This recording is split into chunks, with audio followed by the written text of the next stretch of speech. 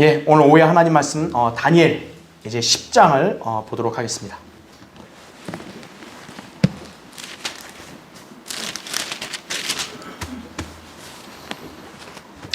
자, 이제 주님께서 이제 다니엘에게 70주의 예언적 진리들을 계시해 주셨죠, 그렇죠? 예. 그래서 우리 지난번에 이제 9장을 공부할 때 다니엘이 이제 그 자기 백성에게 닥친 그 순환의 날에 대해서, 괴로움에 대해서 너무나 공감하니까 자백하는 기도를 했고 거의 3주 동안 기도했다고 이렇게 말씀을 드렸죠. 예. 그래서 지금 이 10장에서는 이제 그 기도하고 난 다음에 이제 주님께서 다니엘에게 나타나시는데, 그 다니엘이 그렇게 열렬히 기도했음에도 20일 뒤에 주님이 응답하신 거예요. 그럼 왜 그런 시간이 걸렸는가? 바로 영적 세계에서 그만큼 이 기도하고 응답하는 데 있어서 방해하는 이런 갈등과 싸움이 엄청나다는 것을 이제 보여주는, 참 어떻게 보면 굉장히 심오한 장이기도 합니다. 다니엘 10장은. 그래서 이 영적 세계에서 일어나는 초자연적인 어떤 그런 싸움에 대해서도 오늘 여러분이 이제 이 10장을 공부하다 보면 여러분이 이렇게 기도할 때도, 아하, 우리 성도가 기도하는 와중에도 응답하시려는 하나님과 방해하는 마귀 사이에 그런 치열한 전투가 있구나. 여러분이 그걸 알게 되는 것이, 그냥 아무렇게나 기도하는 게 아니라는 거죠. 예. 기도하고 또 주님의 뜻을 행하는 데 있어서도 우리 지상에 눈에 보이는 거는 그냥 이거밖에 안 보이지만 그 하늘의 영적 세계에서는 어마어마한 일들이 벌어지고 있다는 거예요. 자, 그것을 이제 우리는 이제 10장을 통해서 한번 볼 수 있습니다. 자, 일단 교환을 먼저 보시면, 자, 맨 위에 10장의 주제를 보면요, 그 역사에 대한 초자연적인 영향력을 보여준 환상들입니다. 예. 그래서 이제 나중에 또 제가 별도로 분명히 또 강의하겠지만, 이 그 지상에 있는 이 왕국들 있잖아요. 이 왕국들에도 영적 세계에 바로 그 왕국을 대표하는 존재가 있다라는 거예요. 예. 하나님의 백성인 이스라엘을 대표하는 천사가 있죠. 그렇죠? 그것처럼 지상의 왕국들을 대표하는 그런 영적 존재도 있다라는 것이에요. 그래서 우리 그리스도인의 싸움은 혈과 육이 아니라 그랬죠. 정사들, 권세들, 이 세상 어둠의 주관자들, 높은 곳대는 영적 악에 대항한다 그랬죠. 우리 그리스도인의 믿음 생활이 눈으로 볼 때는 이런 믿음 생활이겠지만 또 영적 영역에서는 이게 엄청난 싸움이다라는 걸 아셔야 된다 이거죠. 그렇죠? 자, 그래서 지금 이제 다니엘에게 계시해 줄 때는 바로 이 다니엘이 있던 당대 그 역사 가운데서 초자연적으로 영적 세계에서 어떤 전투가 있었는가를 알려주는 것이에요. 자, 그건 이제 주님이 찾아오셔서 이제 기도 응답하실 때 이제 알려주신 거죠. 그렇죠? 자, 그래서 오늘은 이제 초반부를 우리가 살펴보는 거예요. 그래서 10장에 보면 다니엘에게 찾아온 예수 그리스도에 대한 말씀이 일단 있습니다. 12절까지가. 그 다음에 영적 세계에서 벌어지는 다툼을 다루고 있다라는 거죠. 그래서 거기 개요를 보면 10장은 다니엘에게 주어진 마지막 환상을 기록하고 있다 이거죠. 하나님께서는 이제 다니엘의 기도에 응답하시어 그에게 나타나시고, 다니엘은 천사로 현현하에 나타나신 예수 그리스도를 조우하면서 기진맥진하게 된다. 또한 이번 장에서 지상의 왕국들을 대표하는 영적 존재들이 있다는 사실, 하나님의 백성과 그들 사이에 온갖 다툼, 방해 등이 영적 세계에서 벌어지고 있다는 사실을 여기서 제시한다라는 거죠. 그러니까 여러분 이걸 보면은 영적 안목이 더 넓어질 수 있는 것이. 자, 일단 10장 1절부터 3절을 보겠습니다. 페르시아 왕 코레스 제3년에 벨트사살이라 이름하는 다니엘에게 한 일이 계시되었으니 그 일은 참되나 정해진 때가 길었더라. 그가 그 일을 깨달았고 그 환상도 깨달았더라. 그 날들 동안에 나 다니엘은 꼬박 3주간을 애도하고 있었는데 3주 전체가 다 찰 때까지 먹고 싶은 빵도 먹지 아니하였고 고기나 포도주도 입에 대지 않았으며 또 몸에 기름도 전혀 바르지 아니하였더라 이거죠. 진짜 금식 기도를 한 거죠. 그죠? 자, 교환을 보세요. 첫 번째, 페르시아 왕 코레스 제3년 벨트사살이라 이름하는 다니엘에게 한 일이 계시되었으니 그랬습니다. 자, 지금 다니엘에게 이 환상이 제시된 때는 여기 나온 대로 코레스 왕 7이 제3년입니다. 그렇죠? 그러니까 연대기로 본다면 BC 533년이겠죠. 왜냐하면 코레스가 이제 바빌론에 사로잡혔던 유대인들을 귀환 명령을 내리잖아요. 그러면서 성전을 재건하라고 칙령을 내렸죠. 그게 코레스 원년 BC 536년이었다고 그 전부터 우리가 공부했었죠, 그렇죠? 근데 지금 여기 다니엘 10장의 환상은 BC 503 코레스 제 3년에 계시된 거니까 그 코레스가 성전 재건하라고 칙령 내리고 기환하라고 한 이후부터 3년 지난 뒤에 이렇게 나온 거죠. 그렇죠? 자, 그래서 거기 괄호 1번 보세요. 교환에. 이 당시 다니엘의 나이는 이미 90세가 넘었을 때였다라는 거죠. 다니엘은 일찍이 그 지혜를 인정받아 고위직에 발탁되어 코레스 왕의 첫 해까지 관직에 있었습니다. 우리가 예전에 다니엘 1장 공부할 때 다니엘이 청년 때는 어땠어요? 바빌론 그 현자들 중에서 아주 이렇게 인정받았잖아요. 그렇죠? 그래서 다니엘 1장에서 마지막에 보면은 다니엘이 이렇게 고위직에 일한 게 코레스 왕 원년까지 일했다 그랬어요. 그러니까 지금 코레스 왕 원년이면 바빌론으로 갓 끌려왔을 때부터 코레스 바빌론 망할 때까지니까 다니엘의 나이는 거의 8, 90을 이제 거의 가까이 된 거죠. 그리고 코레스 왕 첫 때까지 일했다 했으니까 여긴 지금 3년째 아니에요. 이미 다니엘은 은퇴했을 것으로 보는 게 적합하다라는 거죠. 예, 성경 기록을 다 비교해 본다면. 그래서 이 코레스 왕의 첫 해가 BC 536년으로서 코레스 왕이 유대인들의 예루살렘 귀환을 허용하는 포고령을 내렸던 시기였다라는 거죠. 이거 우리가 70조 공부할 때 에스라 1장에 포고령이 나오죠. 자, 괄호 2번 보세요. 물론 코레스의 포고령이 떨어졌을 때 예루살렘으로 귀환했던 유대인들은 불과 5만여 명밖에 되지 않았어요. 여러분 보세요. 이렇게 속국으로 사로잡혀 있었단 말이에요. 근데 그 노예 생활을 종식하고 이제 속국에서 풀려날 수 있는 길이 열렸어요. 이제 니네 고국으로 가라 그랬어요. 그런데 당시 그 바빌론에 있던 유대인들이 다 갔냐? 안 갔다는 거예요. 간 사람들 숫자를 대략 보니까 에스라 2장 64, 65절에 따르면 5만여 명밖에 안 되는 거예요. 간 사람이.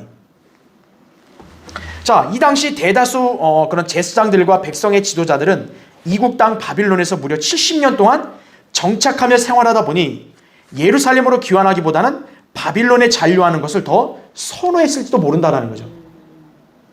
그러니까 고국에 대한 그리움은 초반이지 이미 70년이나 세월 어때요? 어떻게 보면 한 사람의 한평생의 인생 아니에요. 그 70년 가까이 바빌론에서 이미 생활했잖아요. 포로로. 자, 70년 동안 생활하면서 그들도 정착을 했을 거고, 그렇죠? 또 그 생활에 익숙해졌겠죠. 그러니까 막상 이제 기환하라는 명령이 내려서 쉽게 말하면 해방이니까 니네 가라 그래도 안 갔다라는 거죠. 그냥 남아있었다는 거죠.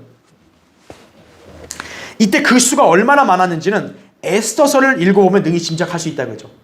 에스더에 보면은 이제 하만이 어때요? 모르트게 유대인들을 진멸하려고 그랬잖아요. 페르시아에 그때 유대인들이 많이 있었다는 거죠. 그러니까 기환을 하라 했는데 다 기환 안 했다는 거죠. 그래서요, 바빌론 포로에서 회복된 것은 이스라엘의 온전한 회복이 아니에요. 그걸 꼭 여러분 기억하셔야 돼요. 자, 괄호 3번 보세요. 그 교환에. 코레스의 칙령에 따라 예루살렘으로 기환했던 유대인들은 곧바로 성전 재건에 착수했지만 그 공사가 뜻하지 않게 많은 방해를 받게 되었는데, 특히 유다와 베냐민의 대적들이 자재 공급의 중단 등으로 그 땅의 백성이 유다 백성의 손을 약하게 하고 건축하는 그들을 방해하며 그들을 반대할 모사꾼들을 고용하여 그들의 목적을 좌절시키려고 음모를 획책했다라는 거죠. 그러니까 코레스 왕이 칙령을 내렸기 때문에 유대인들은 이 기환한 사람들을 가서 성전을 재건하려 했어요. 근데 당시 그 이스라엘 땅에 살고 있던 그 사람들이 어떻게 했어요? 반대한 거죠.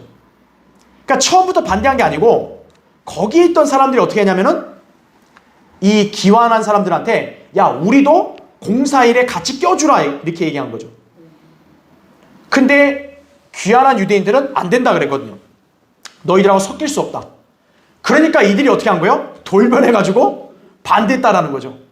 네. 그러니까 처음에는 타협으로 오는 거예요. 같이 하자. 안 된다. 그러니까 어때요? 돌변해서 바로 이렇게 성전 공사를 방해한 거예요, 이 사람들이. 예. 그래서요, 이 나중에 한번 우리가 언젠가는 에스라, 느헤미야 공부할 기회 있겠지만 사실은 이 하나님의 일을 할 때요 반드시 마귀가 접근하고 공격한다는 걸 아셔야 돼요. 하나님께서 일하려고 할 때 마귀도 반드시 같이 와서 개입하는 거예요. 그러니까 분별력을 가져야 된다고요. 그러니까 이 기완한 유다 사람들은 그 이스라엘 땅에 있었던 그 사람들하고 손을 안 잡았다는 거죠. 성별을 해야 되니까. 그러니까 어때요? 처음에는 회유로 타협으로 오다가 안 되니까 이제 바로 반대로 오는 거죠. 예. 바로 하나님의 일을 이렇게 할 때 마귀의 공격도 있다는 거 아셔야 돼요. 예. 그러니까 엄밀히 말하면요, 하나님의 뜻이라고 해서 일을 하는데 아무 방해나 공격이 없다. 그럼 좀 약간 의아하다고 우리가 봐야 되는 거예요. 그러면 마귀가 잠자고 있든지 아니면 우리가 지금 하고 있는 게 하나님 뜻이 온전하지 않은 건지 그것도 그런 걸 우리가 주의해 봐야 된다는 거죠. 어쨌든 마귀의 공격이 있다면 우리는 확신을 갖는 거예요. 아, 하나님의 뜻이 뭔가 있구나 이거죠. 그렇죠? 자, 괄호 4번 보세요. 그러니까 여러분이 지금 그 당시 배경을 알겠죠? 이 배경이 뭐냐면 코레스 왕 원년에 유대인들이 기완했고 성전을 재건하려 했는데 반대자들의 반대로 지금 막혔고 다니엘은 그런 소식을 다 들었겠어요? 안 들었겠어요? 바빌론에 있으면서 들었겠죠. 예, 그런 상황을 다 알고 있는 거죠. 자, 그래서 괄호 4번 보면 다니엘이 그 당시 예루살렘으로 기완을 안 했습니다.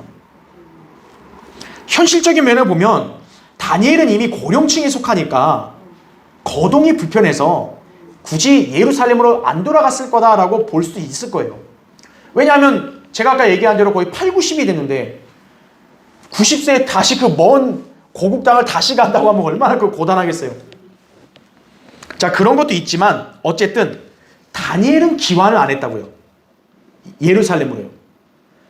물론 다니엘이 예루살렘을 안 그리웠을까요? 당연히 그리워하죠. 자기 고국인데, 그렇죠? 그런데 다니엘은 안 간 거예요. 하나님의 섭리였다고 우리가 보는 게 옳다라는 거죠. 네, 그런 면에서는. 자, 다니엘은 어쨌든 성전 재건에 연관된 모든 일들에 대해 소식을 접했을 것이고 또 그로 인해 많은 우려를 하고 있었을 것이에요. 네. 자, 밑에 보세요. 괄호 5번.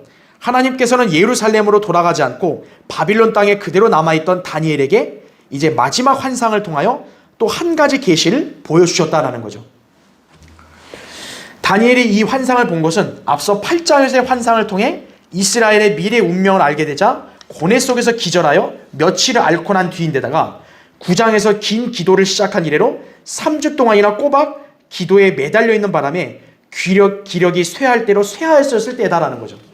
보세요. 나이도 연로한데 3주 동안 이렇게 금식하고 기도한다는 게 쉽겠어요? 그것도 애도하면서. 기력이 없을 만도 하죠. 충분히. 그렇죠? 네. 지금 그런 상황이다 보시면 되는 거예요. 자, 밑에 보세요. 두 번째.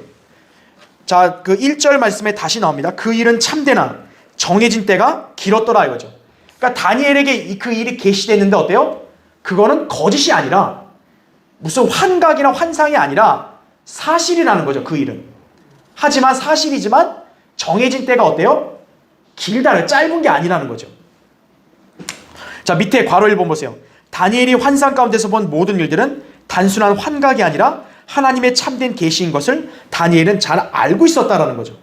그런데 그 계시에 나타난 정해진 때는 짧은 수나의 기간이 아니었다라는 거죠. 괄호 2번 보세요. 바빌론의 포로 생활 70년도 짧은 세월이 아니었죠. 분명히. 우리나라도 36년 일제 압박을 받았잖아요. 근데 이스라엘은 무려 거의 2배 가까이 되는 70년을 포로 생활한 거예요. 그것만 해도 얼마나 길겠어요. 그 당하는 사람 입장에서는. 근데 그게 다가 아니라는 거죠. 이스라엘이 장차 겪게 될 고난의 세월, 곧 우리가 지난주에 배웠던 70번씩 7번 490년의 장구한 이 고난에 비하면 아무것도 아닌 거라는 거죠. 그러니까 다니엘 입장에서는 참 이게 얼마나 긴 거예요. 그렇죠? 바빌론 포로 70년은 이스라엘에게 정해진 때를 미리 예시해주는 하나의 모형에 불과했던 것이다 라는 거죠. 그러니까 제가 지난번에도 언급했지만 다니엘은 예레미야 책들을 통해서 바빌론 70년 포로만 알았는데 이제 하나님께서 이렇게 환상으로 계시를 준 거를 보면은 이스라엘에게 정해진 순환의 날은 바빌론 포로가 다가 아니다 이거예요. 바로 지난주에 봤던 70주가 정해졌다라는 거죠. 그러니까 바빌론 포로 70년에 비하면 이거는 7배 아니에요. 또 490년이면. 그러니까 바빌론 포로 생활은 장차 있을 어떻게 보면 이스라엘이 당할 그런 순환의 하나의 예시에 불과하다는 거죠. 그러니까 예시는 실체가 아니잖아요. 그러니까 다니엘 입장에서는 이렇게 어떻게 보면 약간 허무하다 느낄 수도 있는 거죠. 이제 다 끝났다 생각을 했는데 그건 하나의 예시에 불과했어. 이제부터가 이스라엘에게 본격적인 순환의 날이 정해졌다. 그것도 70년보다 좀 짧았으면 모르겠는데 그것도 아니고 뭐요? 7배나 더 길죠. 참 괴로운 일이죠. 그렇죠? 자, 그 다음 페이지 보세요. 괄호 3번 보세요. 더구나 환상을 통해 본 이스라엘의 미래는 단순한 예언적 계시가 아니라 하나님에 의해서 정해진 움직일 수 없는 필연적인 운명이었던 것이다 이거죠. 좀 이렇게 더 신실하게 열렬하게 기도해서 좀 바꿀 수 없습니까? 못 바꾼다는 거죠. 하나님께서 그 백성에게 딱 정해놓으신 거기 때문에 이거는 취소할 수도 없고 또 이거를 바꿀 수 없다는 거죠. 괄호 4번 보세요. 특히 다니엘이 깨달았던 것은 비단 환상의 내용만이 아니라 그 일, 즉 성경에 기록된 내용들이 자신이 본 환상의 내용들과 그 일을 같이 한다는 것이었다라는 거죠. 이게 중요해요. 그러니까 다니엘이 환상을 봤을 때 그냥 그런가 보다 하는 게 아니고 자기가 그 비슷한 시기의 선지자들의 그런 책들 여러 하나님 말씀을 공부해보고 그 예언들이 어때요? 맥이 같더라 이거예요. 네. 자, 그래서 우린 이걸 통해 바로 하나님의 말씀을 우리 성도들이 왜 그렇게 잘 상고해야 되는지를 여기서 보는 거예요. 여러분이 하나님의 말씀을 이렇게 깊이 잠겨서 많이 읽고 또 여러분이 많이 묵상하면서 그걸 암송하고 이렇게 하잖아요. 여러분들의 안목은 놀랄만치 넓어지는 거예요.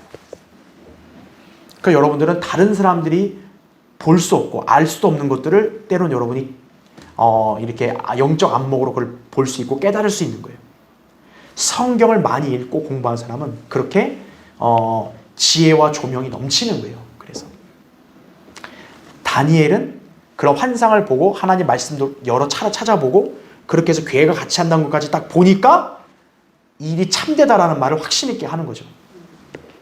자, 이스라엘도 어떻게 보면 이 땅에는 한 민족 아니에요. 그 민족의 역사도 결국 누가 주관한 거예요? 하나님이 주관하신다는 거죠. 자, 역사는 하나님께서 운영하시고 주관하신다라는 거예요. 그런데 그 역사를 기록해 놓은 책이 바로 뭐라는 거죠? 성경이라는 거예요. 하나님께서는 성경을 통해서 모든 일을 진행하신다 이거죠.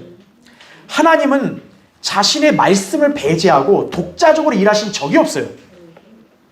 하나님께서는 늘 성경에 있는 말씀을 근거로 해서 일하신다는 거 아셔야 돼요. 그래서 여러분이 성경을 왜 많이 알아야 되냐 이거예요. 성경을 많이 알아야 여러분이 하나님의 뜻을 더 잘 간파할 수 있는 거예요.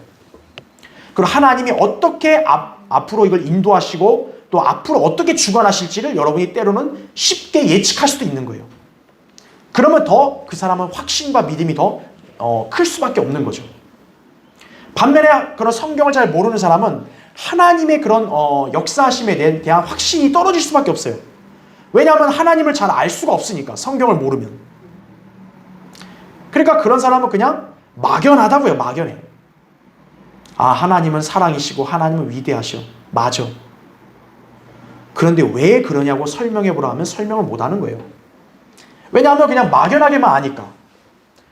그런데 여러분이 하나님 말씀을 잘 알게 되면 어때요? 왜 하나님이 위대하신가? 또 하나님의 뜻이 왜 이게 하나님의 뜻인가? 여러분은 설명할 수 있다는 거예요. 네. 자, 성경 바로 하나님께서 운영하시고 앞으로 주관하실 역사를 기록한 책이다 이거죠. 근데 이제 이거에 대해서 사람들이 좀 이렇게 의아해한다고요. 성경의 내용은 과거만이 아니라 미래도 있는데요? 제가 얘기했잖아요. 하나님은 어때요? 영원부터 영원까지 계시는 분이에요. 우리 인간들에겐 미래여도 하나님은 그게 과거가 되시기도 하는 거예요. 그러니까 하나님께서 이 성경을 기록했을 때 우리 입장에서는 미래지만 하나님 입장에서는 뭐예요? 이미 다 과거와 똑같은 거예요. 이미 일어난 일과 똑같이 하나님께서는 보시는 거예요. 그러니까 성경에 기록된 거는 그대로 이루어진다라는 거예요. 그러므로 성경은 미리 기록된 역사책이라고 말하는 것이, 이 진리를 아는 사람이 성경을 많이 하는 거예요. 여러분한테 누가 성경이 뭐냐고 물어봤을 때, 그냥 우리 교회 그냥 교과서야 이렇게 하면 그 사람은 성경을 잘 모르는 거야. 아직도. 야, 성경이 뭔지 몰라? 교회 갈 때 끼고 다니는 거야. 그냥 이렇게만 아는 거예요. 그러면 교회 갔다 오면 어때요? 성경은 다시 저 구석탱이 어디로 가 있는 거예요. 그러면 안 된다는 거예요. 성경은 미리 기록된 역사예요.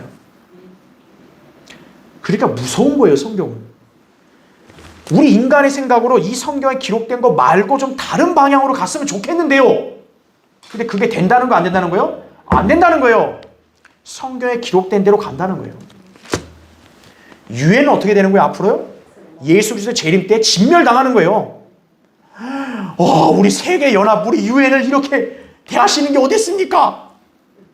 그런 거 없다 이거예요. 성경에서 기록했으면 유해는 멸망하는 거예요. 누구만이 우뚝 서시냐? 예수 그리스도만이 우뚝 선다는 거예요. 성경에서 미리 기록된 역사책이라고 여러분 아셔야 돼요. 그러니까 이거는 기독교인들만의 책이다 이게 아니에요. 안 믿는 사람들은 나는 성경과 관계없어. 난 하나님 안 믿으니까. 천만에요. 그들도 성경에 따라서 어때요? 안 믿었기 때문에 심판받는 거예요. 그러니까 성경에서 비껴나갈 수 있는 인간은 한 명도 없어요. 성경은 모든 인간들이 유념해야 될 역사책이에요. 그래서. 그리고 살아계신 하나님의 말씀이다 이거죠. 성경은요, 우리가 읽지만 사실 엄밀히 말하면 성경이 우리의 마음을 다 읽는 거예요. 생각을. 여러분이 진지하게 경건한 자세로 여러분 성경을 읽게 되면 어떤 줄 아세요? 성경 말씀이 여러분의 마음과 생각을 찔러요. 너 이런 거 했지? 너 이런 생각 가지고 있었지? 너 하나님 믿고 하나님을 위해 산다고 해놓고 너 사실 요걸 더 원했지? 성경을 읽다 보면 그렇게 찔리는 거예요. 이게 살아있는 그리스도인의 양심이에요. 그래서 여러분이 성경을 읽게 되면 어때요? 내가 성경을 읽는 게 아니라 성경이 지금 나 마음과 생각을 읽고 있구나. 이런 느낌을 언젠가 받을 수 있어요, 여러분이. 그래서 어떻게 되는 거예요? 성경을 읽다가 찔림을 받아서 하나님께 자백하고 또 주님과 교제하는 거예요. 그게 그리스도인의 진정한 교제예요. 그게 하나님과의 갖는 교제예요. 그게 다니엘은 바로 그렇게 한 것이에요. 신실한 하나님의 종들은요, 성경을 읽는데요, 아주 모든 시간과 정신을 다 거기다 쏟는다고요. 락커만 목사님이 존경한 사람이 밥 존 시니어인데요. 밥 존 시니어가 지금 소위 여러분 들어보셨는지 몰라요. 밥 존스 대학교라고 있죠. 밥 존스 대학교 설립자예요. 락커만 목사님이 이제 그 밥 존스 1세 목사님을 존경하잖아요. 그래서 락커만 목사님 원래 밥 존스 대학에서 박사학위를 받은 거예요. 근데 그 밥 존스 밑에 있는 사람들 있잖아요. 교수들이나 그 아들이 배교자들이에요. 그래서 락커만 목사님이 그들과 교제를 끊은 거예요. 그래서 밥 존스 대학하고. 그러니까 신학 박사학위는 받았지만 노선을 완전히 끊어버린 거예요. 그러니까 락커만 목사님은 그 설립자인 밥 존 시니어를 굉장히 존경했다고요. 그래서 락커만 목사님이 가끔 이렇게 격언들 쓰는 거 보면 다 밥 존스 1세가 썼던 말들을 많이 쓴다고요. 그러니까 그 밥 존스 1세의 아버지의 그런 믿음과 유산을 아들이 받아야 되는데 아들이 배교를 해버리고 그 손자도 배교해버리고, 그러니까 지금 밥 존스 대학교는 완전히 배교한 그런 학교인 거예요. 그래서요. 락만이 그 밥 존스 대학에서 공부한 거잖아요. 그래서 락만 목사님도 그때 얘기하기로요, 이 밥 존스 시니어 목사님 그 집무실은 있잖아요, 항상 불이 거의 안 꺼지더래요. 새벽이나 아침에 가면 불이 항상 켜 있어요. 왜냐하면 성경이 있는 거예요. 밥 존스 시니어는 계속 하나님 말씀을 읽으니까 그 하나님 말씀이 막 그냥 어디에 있어도 뭐예요? 막 떠오르더라 이거죠. 사람이 어때요? 뭐 하나에 빠지면 어때요? 앉으나 서나 맨날 그 머릿속에 그 생각밖에 없잖아요. 도박하는 사람들은 맨날 도박만 떠오르잖아요. 머리 위에다가. 성경 말씀에 잠기면 어때요? 성경 말씀이 그렇게 떠오르는 거예요. 그러면서 하나님과 교제가 되는 거예요. 네. 그걸 여러분이 그런 경지까지 우리가 올라가야 된다고요. 그래야 그 사람의 인생은요, 어떤 형태는 시행착오가 없는 거예요. 예. 하나님의 은총 가운데서 풍성한 삶을 누리는 거예요. 그리고 주님께 갔을 때는 상도 받겠죠. 그런 사람. 그렇죠? 자, 이제 교환 보세요. 세 번째. 자, 이제 2절 말씀이죠. 그 날들 동안에 나 다니엘은 꼬박 3주간을 애도하고 있었는데 그랬죠. 여기서 애도했다는 것은요, 다니엘의 기도가 자신과 자신의 백성 이스라엘의 죄들에 대한 끊임없는 자백들로 점쳐되었을 뿐만 아니라 하나님의 용서와 자비를 간청하는 울부짖음, 그리고 예루살렘과 이스라엘 땅에 닥칠 황폐함에 대한 고뇌와 번민으로 몸부림쳤던 상황을 표현한 것이다라는 거죠. 그러니까 3주간 기도하는데 단순한 기도가 아니라 애도까지 나왔다는 거예요. 왜 애도가 왜 나왔겠어요? 이러한 절망 때문에 고뇌에 차고 또 괴롭고 그러면서 주님께 어때요? 용서와 자비를 간절히 구하게 되고 그러다 보니까 이렇게 애도하고 있다라는 말을 하게 되는 거죠. 그러니까 사람이 진짜 괴롭고 뭔가 엄청난 위기에 처했을 때요, 때로는 금식도 유익할 때가 있는 거예요. 때로는 여러분이 이런 자세로 주님께 매달려서 기도해야 될 때 있으면 그렇게 할 수 있어야 돼요. 그냥 대충 한두 번 기도해놓고 그냥 주님 알아서 해주시겠죠. 그렇게 안 되는 일들이 많다니까요. 그러면 어때요? 믿음 약한 사람들은 그냥 한두 번 해놓고 안 되니까 에라 그냥 기도해봐야 뭔 소용이냐, 낙담해버리는 거예요. 다니엘은 3주간을 이렇게 자기 동족의 죄를 자백하고 용서를, 자비를 구하고, 그리고 자기 고국 땅과 도성이 황폐화된다는 말을 들었을 때 얼마나 괴로웠겠어요. 그러니까 기도하면서도 애도가 나오는 것이. 자, 다니엘이 이렇게 3주간 기도하고 주님이 나타나셨다고 그랬죠. 만약 주님 안 나타났으면 다니엘은 이렇게 계속 기도했을지도 몰라요. 더. 네. 그래서 기도는요, 이렇게 간절하고도 끈질겨야 되는 거예요. 때로는. 네, 그걸 배워야 됩니다. 자, 밑에 보세요. 네 번째. 3주 전체가 다 찰 때까지 3절에 그렇게 나오죠. 다니엘은 꼬박 3주간을 기도하면서 응답을 기다렸다 했죠. 그의 혼신을 다한 기도가 마침내 20하루가 지난 다음에 응답되었는데, 어째서 그의 간절한 기도가 이처럼 더디게 응답되었는지는 주의 천사가 뒤이어서 설명을 해주죠. 그렇죠? 우리가 다음 시간에도 보기로 하고요. 자, 5번째 보세요. 먹고 싶은 빵도 먹지 아니하고 고기나 포도주도 입에 대지 않았으며 또 몸에 기름도 전혀 바르지 아니하였더라 이거죠. 그야말로 금식하며 기도와 간구로 구하고 굵은 베옷을 입고 재를 뿌리며 시작한 기도였죠. 다니엘의 기도는. 그동안 누룩을 넣지 않은 빵만으로 연명했다라는 거예요. 그러니까 여기서 먹고 싶은 빵도 먹지 않았다는 거는 빵을 안 먹었다는 게 아니고, 보통 빵을 먹는 사람들은 누룩이 있는 빵을 먹잖아요. 그게 맛있잖아요, 그게. 그런 빵을 안 먹었다라는 거죠. 그리고 고기, 포도주 입에 대지 않았다라는 거죠. 네. 어떻게 보면 고기나 포도주를 먹을 때가 이게 즐겁잖아요. 사람 이게 마음이 즐거워지잖아요. 고기 먹고 이러면 그런 걸 다 끄는 거죠. 기도할 때. 왜냐하면 이건 굉장히 심각한 기도니까요. 그러니까 다니엘이 지금 이런 고백을 하게 된 것이다 이거죠. 자, 4절부터 6절을 보겠습니다. 자, 4절부터 보면 첫째 달 24일에 내가 히테켈이라 하는 큰 강변에 있었는데 그때 내가 눈을 들어 보았더니 보라 어떤 사람이, 자 이제 다니엘이 이제 눈을 들어 보니까 어떤 사람이 나타났는데요. 이 사람이 누군지 한번 잘 들어보세요. 세마포로 옷 입고 그의 허리는 우바스 정금으로 띠를 둘렀더라 하죠. 그의 몸은 녹보석 같고 그의 얼굴은 번개 모양 같으며 그의 눈은 횃불 같고 그의 팔과 발은 광채나는 놋색깔 같으며 그의 말소리는 무리의 소리 같더라 하죠. 이렇게 말씀하고 있습니다. 자, 거기 교환을 보세요. 첫 번째. 그때 내가 눈을 들어보았더니 어떤 사람이 이렇게 나옵니다. 여기서 어떤 사람은 바로 천사의 형태로 현현하신 예수 그리스도를 나타내는 거예요. 우리가 천사에 대한 공부를 했죠. 메신저가 아니라 단순한 천사는 현현이라 그랬어요. 그러니까 주의 천사라고 하면 주님이 눈에 보이게 현현하신 거다라 그랬죠. 여기에 어떤 사람도 뭐예요? 평범한 사람이 아니에요. 분명 여기 나오는 사람은. 그렇죠? 근데 사람이라 이거죠.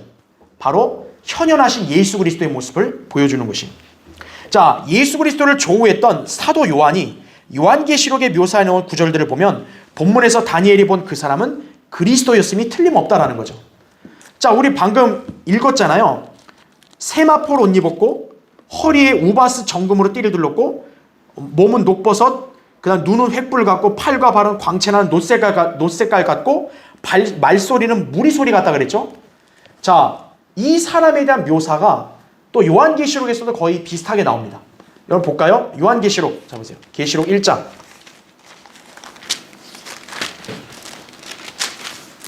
지금 다니엘이 여기 현현하신 예수님을 직접 본 거예요.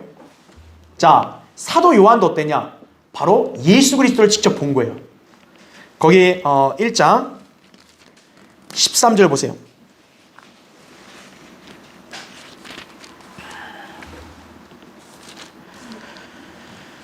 자, 13절에 보니까 그 일곱 촛대 가운데 인자 같은 이가 있는데 그랬죠. 인자가 고딕체죠. 예수님이에요. 그렇죠? 자, 보세요. 발까지 닿는 옷을 입고 가슴에는 금으로 만든 띠를 둘렀더라 이렇게 말씀하죠. 자, 발까지 닿는 옷이라는 것은 세마포겠죠. 분명히. 그렇죠? 그런 옷을 입었고 금으로 띠를 둘렀다 그랬죠. 아까 다니엘은 우바스 정금을 둘렀다 그랬죠. 그 다음에 14절 보세요. 그의 머리와 머리털은 눈처럼 휘어서 양모처럼 하얗고 그의 눈은 불꽃 같더라. 아까 눈도 다니엘도 그런 고백을 했죠. 그 다음에 15절 그의 발은 용광로에 달군 듯한 빛나는 놋 같고 그랬죠. 아까 다니엘도 발이 뭐라 그랬어요? 놋 색깔 같다 그랬잖아요. 그렇죠. 그러니까 지금 다니엘이 본 사람과 사도 요한이 본 사람은 동일하다는 거죠. 예수 그리스도를 나타내는 거예요. 음성은 많은 물소리와 같다 그랬어요. 아까 이 사람이 내는 소리가 뭐예요? 무리의 소리 같다 그랬죠. 한두 명이 아닌 진짜 수많은 무리가 내는 그런 웅장한 소리였다는 거죠. 바로 주님의 여기서 묘사한 것을 나타내는 것이에요. 자, 이제 교환을 보세요. 두 번째 보세요. 자, 다니엘은 예수 그리스도를 직접 보면서 자, 뭐라고 고백했냐면 내게는 나만 있는 힘이 없었으니 나의 아름다움이 내 안에서 변하여 썩게 되었으며 내게 힘이 없어졌더라 라고 고백을 합니다. 다음 시간에 이제 8절 배우겠지만 다니엘이 이제 이 예수 그리스도 현현하신 예수님을 딱 보니까 어때요? 기진맥진해 버린 거예요. 일어날 기운, 자리에서 일어날 기운조차 남아있지 않았던 것이다 이거죠. 자, 이 예수 그리스도의 모습이 얼마나 위엄있고 웅장하고 영광스럽고 두려웠냐 이거예요. 그걸 본 사람들이 모두 어때요? 힘이 빠지고 일어설 기운도 없을 정도로 기진맥진했다는 거죠. 그럼 다니엘만 그랬냐? 여러 인물들이 있었어요. 자, 밑에 보세요. 괄호 1번. 자, 욥이 있죠. 물론 이제 욥은 뭐 이렇게 예수님을 현현한 분을 안 봤어도 분명히 욥기 38장에 주님이 직접 회오리 바람 가운데 나타나셨거든요. 주님과 대면을 한 거예요. 자, 욥이 하나님과 대면한 후에 어떻게 하냐? 거기 욥기 42장 6절 나오죠. 내가 나를 미워하고 티끌과 재 속에서 회개하나이다 라고 고백하며 가슴을 쥐어뜯을 만큼 탄식했다라는 거죠. 하나님을 직접 대면한다면요, 거기서 당당할 수 있는 인간은 아무도 없는 거예요. 네. 그 동방에 의인으로서 칭찬받았던 욥도 어때요? 하나님을 직접 대면하니까 자기를 미워하게 되고 회개한다 그러죠. 티끌과 재 속에서. 엄청나게 겸손하게 된 거죠. 자, 괄호 2번 보세요. 이사야 선지자는 또 어땠을까요? 이사야 6장 5절에 내게 화로다. 내가 끊어져도다.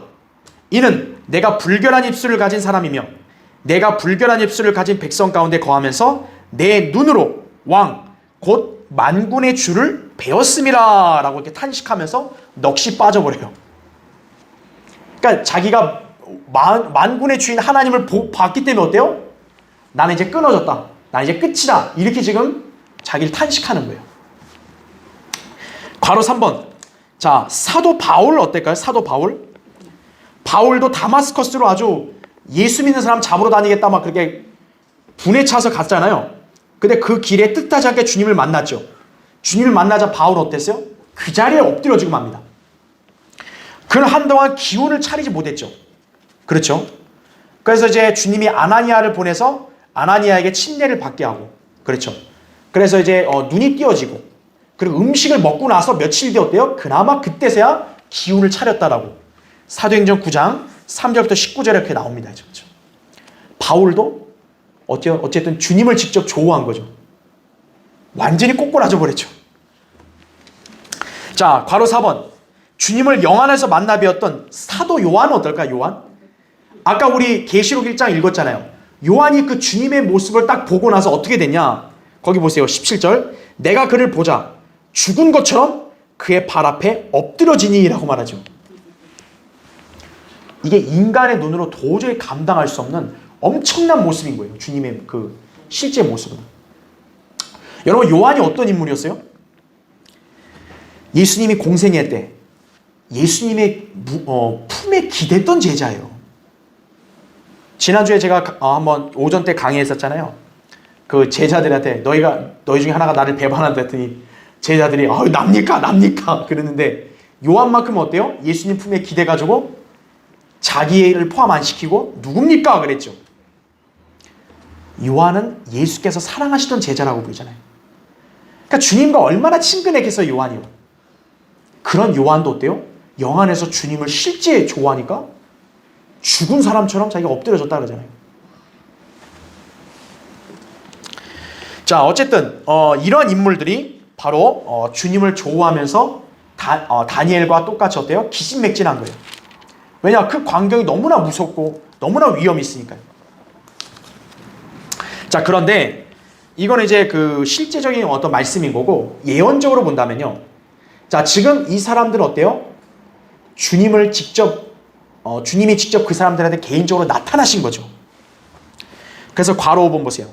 이들이 겪었던 이런 체험들은 사실 대환란 중에 있게 될 그리스도와의 어떤 조우를 보여주는 그림들이었다라는 거죠. 말하자면 주님께서 지상에 재림하시기 전에 그분을 찾는 환난 성도들에게 자신을 잠시 나타내실 것이다 이거죠. 거기 히브리서 9장 28절 나오죠. 그리스도께서도 많은 사람의 죄들을 담당하시려고 한 번 들여지셨고, 두 번째는 자기를 바라는 자들 그랬죠.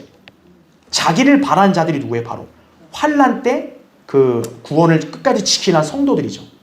그 사람들은 어때요? 구원에 이르게 하시려고 죄 없이 나타나신다 이거죠. 자, 예전에 우리 한번 공부할 때 배웠죠. 대환란 때는 어때요? 믿음을 끝까지 지키는 환난 성도들이 주님을 열망하게 되면 어때요? 주님이 그 사람들에게 개인적으로 나타나신다 그랬죠. 우리가 요한계시록 강의할 때도 예전에 한번 그 얘기 했었죠. 그래서 환난 성도들 같은 경우는 어때요? 주님이 때로는 개별적으로 나타나시는 거예요. 대표적으로 욥도 어때요? 욥은 환난 성도의 예표 아니에요. 유대인 환난 성도. 욥 42장이 42개월 고난을 상징하죠. 근데 그 중에서 38장에 갔을 때 어때요? 하나님께서 욥에게 나타나셨죠. 고난 중에 있던 욥에게 나타나셨죠. 바로 42장 중에 38장이면 거의 후반부 아니에요. 바로 대환란 후반기 어느 때쯤에는 주님이 이제 환난 성도들 가운데서 그분을 바라는 사람들에게 나타나신다는 거죠. 개별적으로. 지금 다니엘에게도 나타나고 욥에게도 나타나고 요한에게 나타나고 그렇죠? 그랬던 것처럼 환난 성도들에게도 어때요? 나타나신다는 거죠. 바울도 어때요? 바울도 다마스커스로 가다 주님이 나타나셨죠. 그런 것처럼 이제 환난 성도들 가운데서도 이제 믿음을 끝까지 지키고 주님을 열망하면 어때요? 주님이 그들에게 개인적으로 나타나신다. 환난 때는. 그래서 그들이 주님을 보는 거예요. 하나만 성경 찾을게요. 히브리서 12장 한번 보세요.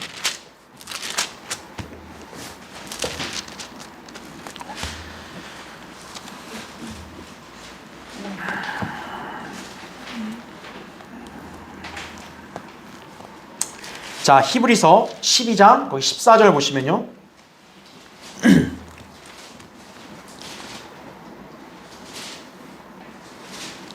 자, 이제 거기 읽을게요. 히브리서 12장 14절에 모든 사람과 더불어 화평함과 거룩함을 추구하라. 이것이 없이는 아무도 주를 보지 못하리라 이렇게 말씀하죠.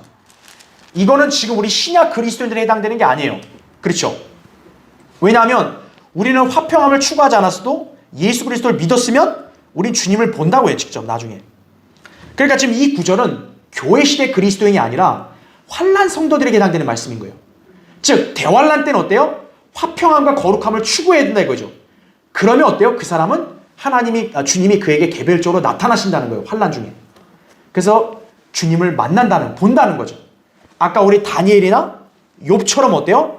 주님을 직접 개인적으로 만난다는 거예요. 환난 때는. 그래서 화평함과 거룩함을 추구하지 않으면 어때요? 주님을 못 본다는 거죠. 환난 때는. 그리고 믿음을 잃어버릴 수 있다는 거죠. 그래서 우리가 마태복음 5장에 보면 산상설교 있잖아요. 보통 일반 교회에서 팔복이라 하잖아요. 팔복. 그렇죠? 그래서 그 마태복음 팔복이라고 해서 산상설교 보면은 이런 말씀이 나오거든요. 마음이 순결한 자들은 복이 있나니 그들이 하나님을 볼 것이며 이렇게 나와요. 그러니까 이거를 교회 시대에 적용하면 어떻게 되는 거예요? 행위구원이 되는 거죠. 우리는 마음이 순결하든 더럽든 어쨌든 죄를 회개하고 예수님을 믿으면 어때요? 구원받아서 우리는 하나님을 보죠. 누구나 다 언젠가는. 구원받고 나서도 우리가 마음이 순결해 하나님을 본다. 그게 행위구원이에요. 그럼 이 구절은 뭘까요? 바로 환난 때 교리라는 거죠. 아까 우리 읽었던 히브리서 12장에 읽었던 대로 화평함과 거룩함을 추구해야 된다 이거죠. 마음이 그렇게 순결해야 하나님을 직접 볼 수 있다는 거예요. 그래서 바로 다니엘이 지금 이렇게 애도하고 간절히 기도할 때 주님이 직접 나타나서 그를 보여줬고 그가 기진했잖아요. 직접 모습을 보고. 욥도 주님이 개인적으로 나타나셨고 또 바울에게도 나타나시고. 자, 그런 것들이 바로 뭐예요? 예언적으로 볼 때 대환난 때 믿음을 끝까지 지키면서 주님을 갈망하는 사람들에게 주님이 나타나신다라는 것을 보여준다라는 것이죠. 예, 그런 예언적 진리도 있다는 것을 여러분 잘 기억하시기 바랍니다. 자, 다음 시간에 계속 이어서 하도록 하겠습니다.